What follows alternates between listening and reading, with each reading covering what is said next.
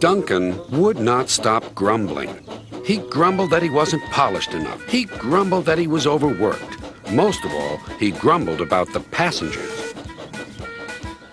"I'm ashamed of you, Duncan," said Skarloey. "Thank goodness Rheneas is coming home soon. Perhaps he'll teach you some sense before it's too late." "What has Rheneas to do with me?" "Rheneas saved our railway," replied Skarloey.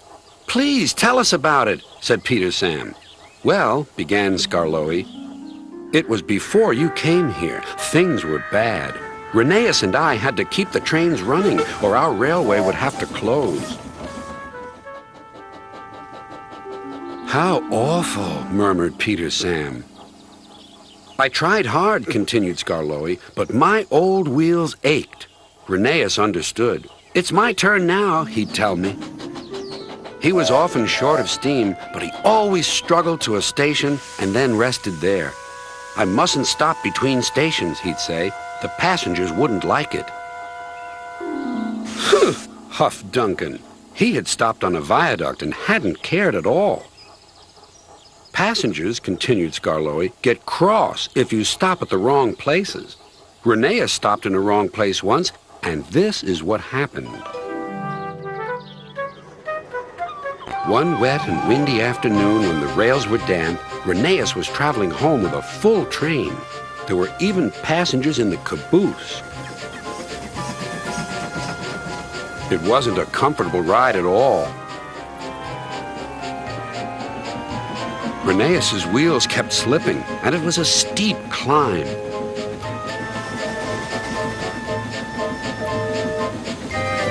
At last, his wheels gripped the rails again. "The worst is over," he thought. "Now we're away."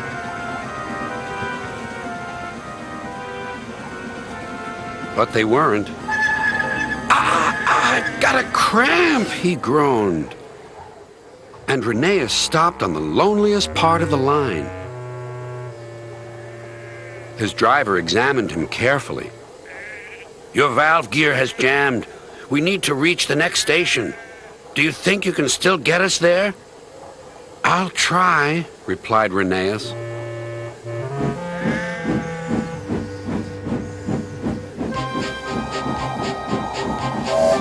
Rheneas did his best.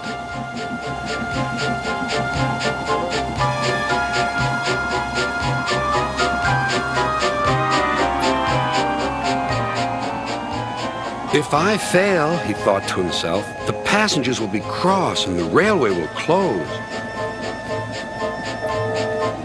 Everything blurred.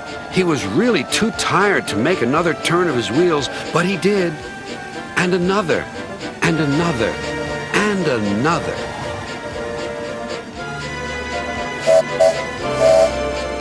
Finally, tired but triumphant, Rheneas reached the station. "I'm here at last," he wheezed. "Thank you for getting us home," said the passengers. "We'll tell all our friends what a fine railway this is." His driver was delighted. "You're a gallant little engine," he said to Rheneas. "When you're rested, we'll mend you, so you'll be ready for tomorrow." And, smiled Skarloey, Rheneas always was ready for tomorrow. "Thanks for telling us about him," whispered Duncan. "I was wrong. Passengers are important after all." The next day, Rheneas came home. All the engines were there to greet him. Edward pushed his truck to the siding, where he was lifted onto his rails. This was the signal for a chorus of whistles from engines large and small. Everyone was happy, and Rheneas was the happiest of all.